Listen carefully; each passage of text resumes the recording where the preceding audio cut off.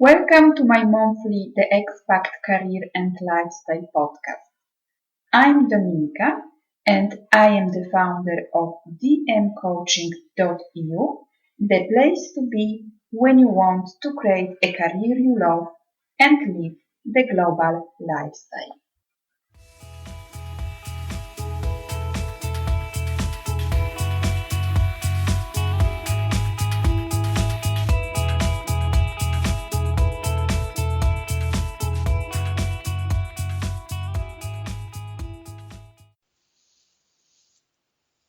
Welcome everyone. Welcome to our monthly episode of the Expat Career and Lifestyle.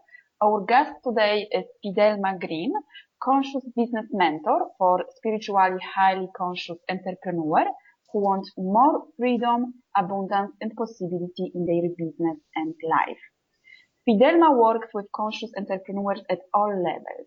Whether you have transitioned from a full-time career or you are thinking to take your existing business to the next level. Her expertise was featured in Irish Independent, Irish Examiner and Evening Herald. Welcome, Fidelma. I am so excited about our interview and thank you for accepting my invitation. So tell us more about yourself and what are you doing?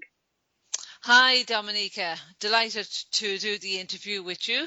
It's a pleasure to work with you anytime, Dominika. Okay, what I do, I'm a conscious business mentor. I've been in the coaching business since 2004.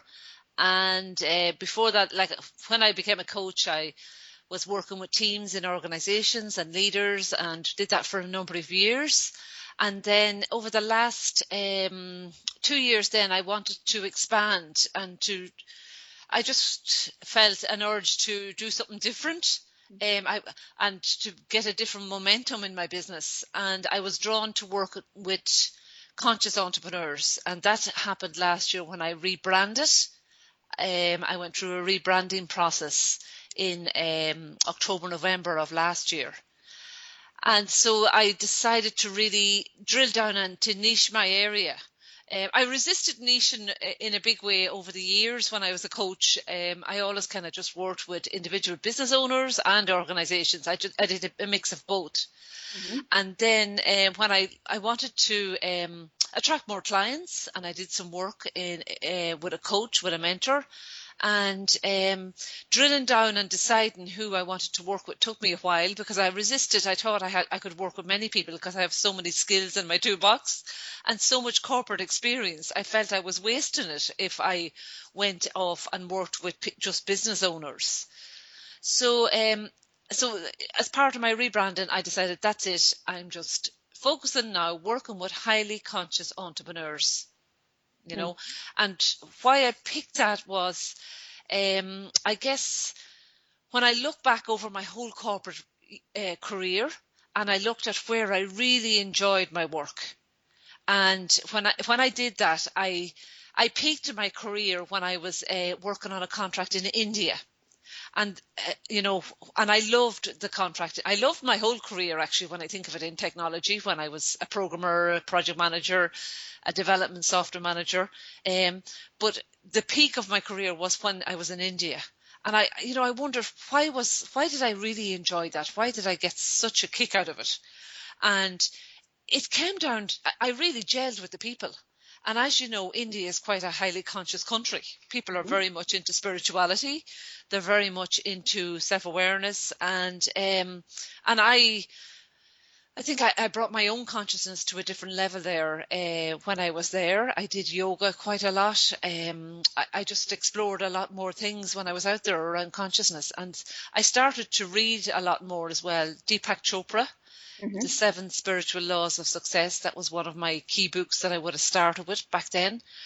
So it was all, I was so curious as well about consciousness. And I guess that's why I rebranded and decided to work with highly conscious entrepreneurs now. Because I just really, I love making a difference and I love helping people to expand and to grow and to use their gifts in a way that's making a difference in the world. And that's why That was my desire as a coach when I started out, but I got sidetracked as I went along because I was trying to stay in my comfort zone and working with corporate. But it was like my soul was calling me, Dominica, to expand and to go a different route. But it was like I was holding on to my security and my safety, doing the things that I was really comfortable doing. So to let go took a lot of courage and a lot of work with the brand guy that I worked with. I think I resisted, Dominica, letting go of everything that I was so familiar with. So now I'm excited because I'm working with people who really, entrepreneurs who really, really want to make a difference because they have that same desire as I have. And they want to make a difference with themselves, with their family, with their own personal growth, and with the people that they're working with. So there's that high energy and that enthusiasm. And I guess that's what was missing when I was working in corporate. People wanted to improve their performance, but they didn't have that drive that I had. And they were probably looking at me like I had 10 heads, Dominica, because I was so passionate about what I do. But you forget some people are just doing the coaching in organizations because they're being told to do it, or maybe it's changed now because I've come out of that scenario quite a lot. But so I wasn't getting the level of satisfaction that I knew that I had experienced before. So I knew it was in my muscle. So it was like I was trying to get my mojo back, and to really get into that place where I knew that I could really help people. And that's what I'm doing now. And it's at a whole new level. And I'm excited, Dominica, about the possibilities that are available when people step into this. Yeah, I can hear your excitement, and congratulations for your rebranding and changing your business vision. So you have experienced a lot of changes, a career transformation and business transformation. So you have this career in a high pressure technology sector, and then you decided to start your own coaching business, and then you change also your coaching business vision. So what can you advise to someone who's thinking about making a career change, taking a new step in a career? What can you advise? To trust that inner, your intuition. It's like, for me, it was a nudge, and I kept getting it. I remember the first time I got it was on a trip. We were based in Bangalore, and I was going on a trip to Delhi. And I remember sitting on that plane, because when you got an opportunity to get away from the office, you got time to think, And I remember thinking, I really want to do something different. I don't know what it is, but there was this urge in me to do something different. And I knew that on that trip that within a few months, I was an expat at the time, that I would be going back to Ireland. Yeah. And because I had moved the operation, that I had been working with that company for over 13 or 14 years, like, I knew that I was going back to no development team. I had moved it all out to India. So it was like, I trusted that my own intuition, that I would be guided to do what was right. And I remember when I was made redundant from that after about 2 years. I worked on another project which got me to go from Dublin to the UK. I was like an expat to the UK for about a year and a half. I used to travel over and back every week to a project in Cheltenham. And I mean, I loved Cheltenham and I loved the project, but my passion was gone for it. And I mean, when that happens, it's like, when I was in India, I was so passionate about it. And I was on fire. We had such fun, and we delivered such excellent results as a team, and our clients were really happy with the work we were doing. And then to come back and then just not to have any passion. I was working with a different team, but I just couldn't get that same momentum. So when that starts to happen, it's to trust yourself that there's something else there for you, and to allow yourself to explore all the options. It's nearly like I did go through the process of doing a career transition, that the company asked me to go to this outsourcing company where they help you to transition into a new career. And I'd be sitting there and I'd be listening, as we went on the course. But I was no more interested in that course than the man in the moon. I just had no interest. Yeah. It would have been, probably the most logical thing to do was, oh yes, Fidelma, you leave that job that you had and just go and get another similar job in Dublin with a similar salary. Like I was on a 6-figure salary, I think, at that stage. Yeah. So it was like, it would have been easy, not easy, but the logical thing would have been to do that. But I couldn't let myself, because there was something saying, no, Fidelma, it's time to make a change. So I went off and, I told them by the end of the course that I was going to set up my own business, and it was around coaching and performance. And that's what I did. I just trusted it. I went off and I did research on coaching, and I picked out a course, and I did the coaching course for a year. So I had to start at the beginning doing pro bono, and it was exciting, even though it was scary. So trust your process and be drawn to where, trust and look at your skills and look at what's needed out there today. Match it with a gap that you can see out there today. And I suppose in hindsight, I kind of went for the safe option at the time. I retrained as a coach, but I went straight back into technology, in coaching technology teams. And in hindsight, maybe I would have been, I did some other people outside of that, but I kind of still had my foot in the door, which kind of was great, because I got a few contracts for a number of years, and it helped me to build up my coaching practice, and it helped me to get started in my own business. But sometimes I wonder, it would have been easier for me just to forget totally about technology and just take a leap and just go out there and do it with a different industry. So you have to trust your own process or your own journey, because I think there's value for everybody, whatever journey unfolds for them. I'm sure you understand that, Dominica, when I say that. Yeah, I think, this is the very important step, like trusting your intuition, getting clear on your options, or like exploring your options, and then trusting the process, and starting with something. For example, like you started with coaching for people in the technology sector, so it was something for the beginning. Then you can change, you can rebrand yourself, you can find another niche, or you can create a different program. So you can start with something that you are good in. And yes. Yeah. So this was, so I think this is a very important step. So you talked a lot about India, about your 2 years in India as an expat, because this experience, I think, has impacted your life and career a lot. So can you tell us more about exactly how this experience impacted your life and career, and how was this like living in India for 2 years? How was this for you?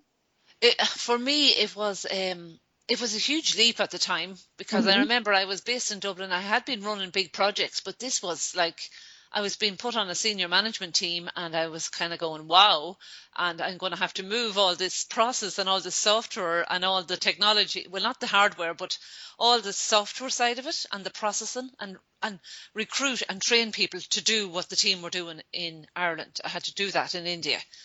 But you know what? It was a big challenge, and I loved India from day one, and it was exciting. I gelled with the Indian people so well. They weren't used to a female manager at the time. This was back in 1998. Some of them was the first time they'd seen a woman manager.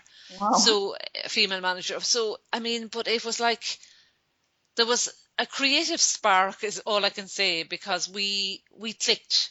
There was an energy around, of excitement, of possibility. And I believed in them and they believed in me. So there was a synergy.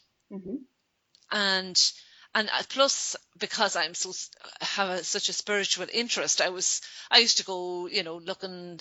We lived in Whitefield at the time, so I used to go off and I'd go to my yoga class in the morning time. I mean, that was such a beautiful experience, doing yoga outside at 6:30 in the morning, like listening to the birds. So it used to be such a lovely way to start my day. And then I used to visit.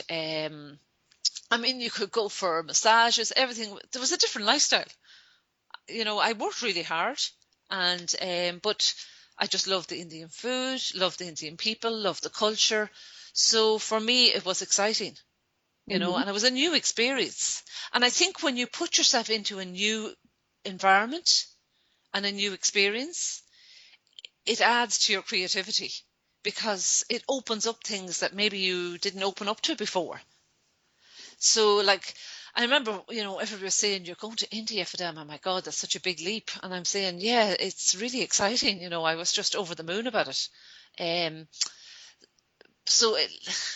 For anybody, taking that leap in their career, the opportunity for me, I think it helped me to blossom, and to tap into something that I hadn't discovered in myself. I didn't think I was going to achieve the success that I did do at the time in my life. And it highlighted to me what was possible for me when I really set my mind to something. And within those 2 years, like, I had set up one department. In the first 6 months, we had the basis of it all set up and moved over, serving 200 customers. That was all set up and going. And then the development was sorted out within the next 6 months. And then I went and did the same again for another team, another department where I didn't even know the product. So it just shows you what is possible, what you can achieve when you set your mind to it.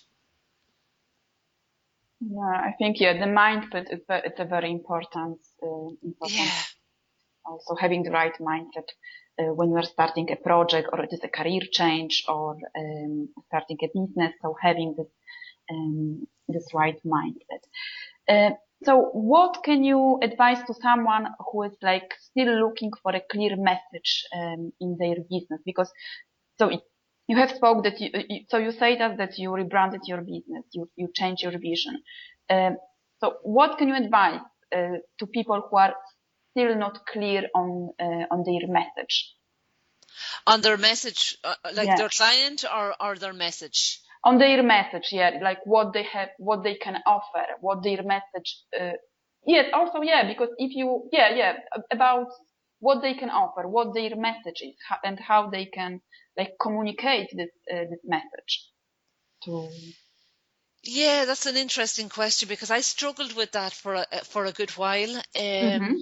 Because you see, what happened for me, and maybe by explaining that, people will see it. Okay, my gift, which I took for granted all those years in technology, was that I'd see we'd have a project, we'd be given a task to do. You'd be starting from something that was an old system, and we'd be creating something new, and they'd be telling me all the things they wanted in the new way. Whether it was a banking software at the time, so they wanted to create something new.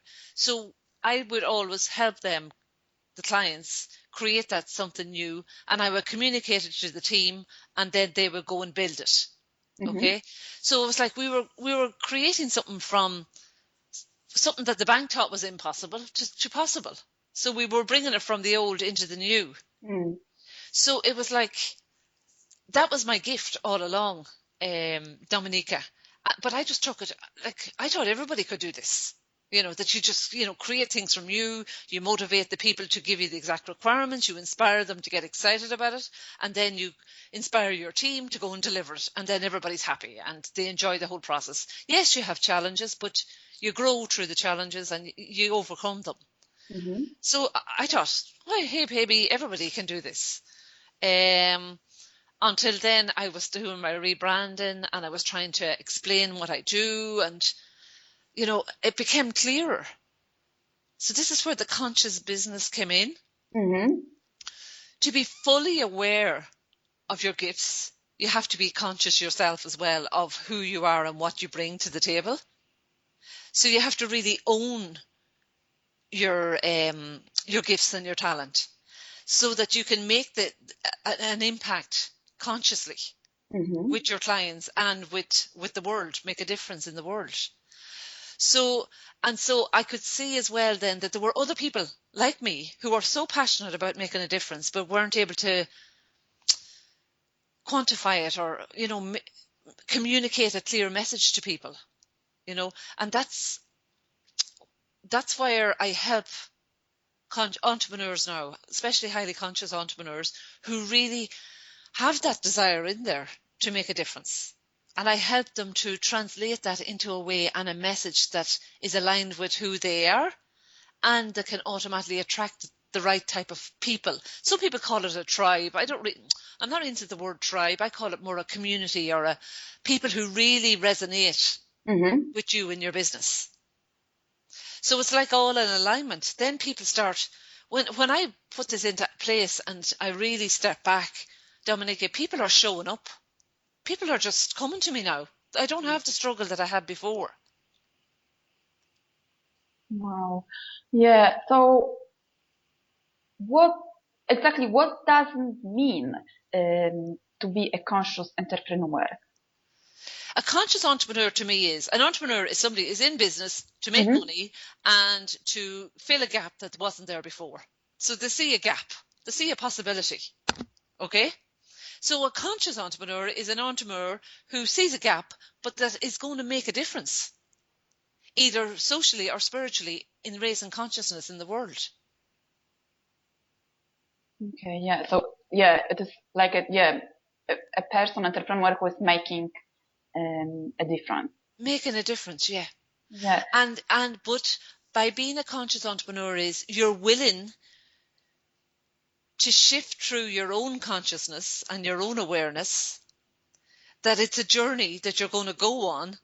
Like, you just don't wake up tomorrow morning and say, I'm now a fully conscious entrepreneur. This is a journey. It's an experience. It is an unfolding of you becoming more and more of yourself so that you can make a bigger impact. So it's like I have a gift that I'll mention later on that helps, 3 steps that will help you be more successful as a conscious entrepreneur. And that is available from my website. So does that answer your question? Yeah. My next question was: is there any strategy, like path to follow to become a conscious entrepreneur? Yes, because you don't wake up in the morning, as you said, and you don't say to yourself, now I want to become a conscious entrepreneur. So it's like more about discovering exactly your gift. And a desire to make a difference. And a desire to make a difference through your business or through your yes. Or through your work. Yeah, it is clear.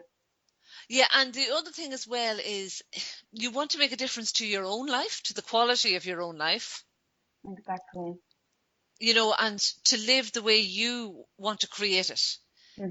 Because, I mean, when I was working full time, 9 to 5, well, it was never just 9 to 5, it was 9 to 7 or maybe 9 to 9 some nights. So it wasn't just, I was so focused on my career. We didn't have a young family at that point. So when I set up my own business, we had a family then. So we have 3 young children.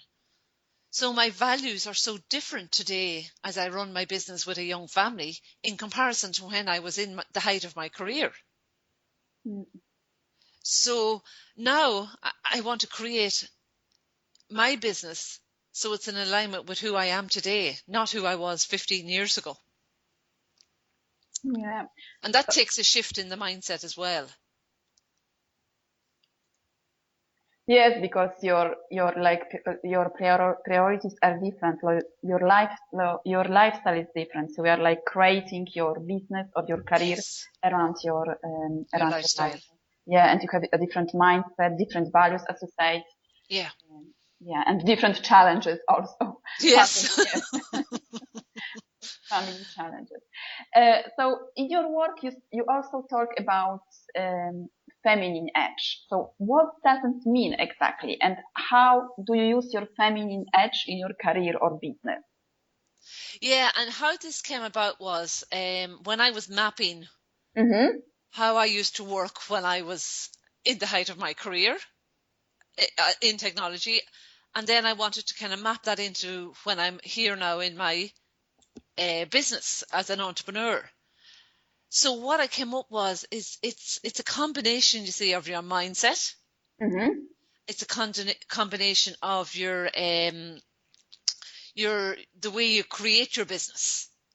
So it's the aligned actions that you take as well. And it's a combination as well of, I call the feminine edge, it's where you work with ease and grace rather than struggling.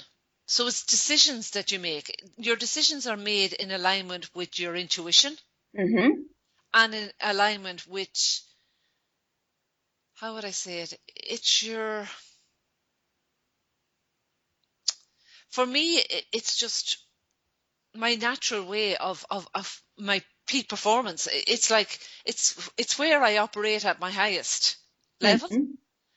So when you tap into that zone, it's like you know that you've got your own edge, and that feminine edge it's graceful. It's not pushy, and it's not harsh.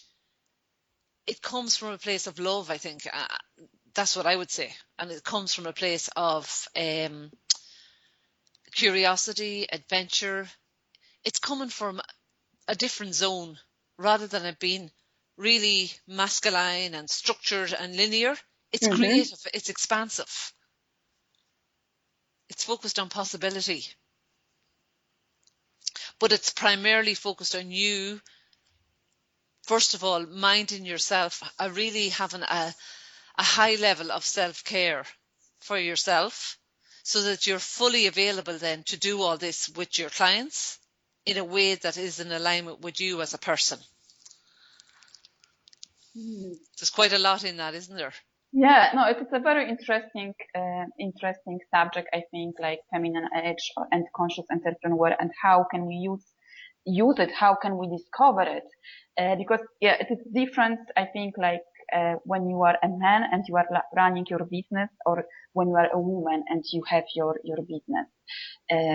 So yeah, I think it's like more about, as you said, about love. There is like more warm intuition when you are a woman and you are starting or running your business, or thinking about changing career. So it is a very interesting Yeah, but I spoke one. to a gentleman yesterday, and he was at a workshop I did last week at a women's Inspire network. There was a few men at the women's conference, okay? So Ah, there was a guy in my workshop, and mm-hmm, it was about finding your purpose. And he came, and afterwards he signed up for a free session with me. So I spoke to him, and he was really curious about finding, he was so passionate after the workshop. He says, Fidelma, I have to speak to you, uh-huh, because he's in that transition now, and he's about to set up his business. And it's like, but he wants to do it from that place within himself. He wants it to be creative. He wants to look at the possibility. mm-hmm, He wants that freedom. And that's what I talk about, the feminine edge. It's about feminine leadership coming from a place of possibility and coming from a place of abundance and freedom. That you're creating it based on all of those. They are like your foundation. mm-hmm, Because when you're in a career, a 9 to 5 job, sometimes you don't go in and, well, I guess there is a lot more flexibility in corporate world now. But freedom, for me, freedom is being a conscious entrepreneur. yeah, Some people, they go off and they work off their laptop and they go like around the world, and they can do it that way. I have a young family, so I prefer to be based here in one location. mm-hmm. But yet I have the freedom to be a mom and a freedom to be an entrepreneur and to work with people that I want to really work with. Yeah. Yes, I think it depends on your lifestyle. As you said, you can like travel around the world because you don't have a family, or you can Yeah, even travel with your family. you You can can. take your family with you, but yeah, you can also stay in one place and take care of your family and other challenges and run your business with flexibility or with freedom that you want to have. So I think it's Dominica, I've often wondered about traveling again, and maybe I will, maybe the whole lot of us will just go off and my husband I'll ask him to take a career break and we'll go off again, because when I think of the excitement we had, it would be even more exciting having the children with us. So I'll never say I won't do it again. I may, for now I'm here based in Dublin, but I'm open to opportunities of maybe bringing my business and becoming that conscious mobile entrepreneur. Yeah, okay. This is a conscious mobile entrepreneur. Yeah, I like this name. Yeah. Okay. Yeah, so thank you very much for sharing your expertise with us, Fidelma. So tell us more about your future projects. Where can we find more information about you? So I know that you have a beautiful website, and also I know that you have a free gift for our listeners. So tell us more. Yes, my website is fidelmagreene.com. That's FIDELMAGREENE.com. Green with an E on the end. Mm-hmm. And you will find on there, I have a report, and there are 3 steps there to help you to become a more successful conscious entrepreneur. And especially when you're at the beginning and making that leap, these 3 steps are really crucial. But I have found myself having to retake these 3 steps as I've gone through my journey, especially over the last 18 months. And so this is a practice that you can build in as a conscious entrepreneur. And it helps you to build the mindset, and it helps you to build the way of working when you are a conscious entrepreneur, because your journey will be unfolded for you as you go along. It's not the old business model. Conscious entrepreneurship requires you to be open-minded and open as an entrepreneur to seeing the opportunities, and that means you stepping out of your limitations and looking at possibilities. So the free gift will help you to do that, and you can sign up for that on my website. Thank you very much, Fidelma, for sharing that. So I will put all the links, the link to your website, and also the link to your free gift with this podcast. So thank you very much, and I hope to speak with you soon. Okay, Dominica, it's lovely to speak to you again. Thank you for listening. And if you like this podcast, please share it with your friends and leave us a comment. Thank you very much, and speak to you next month.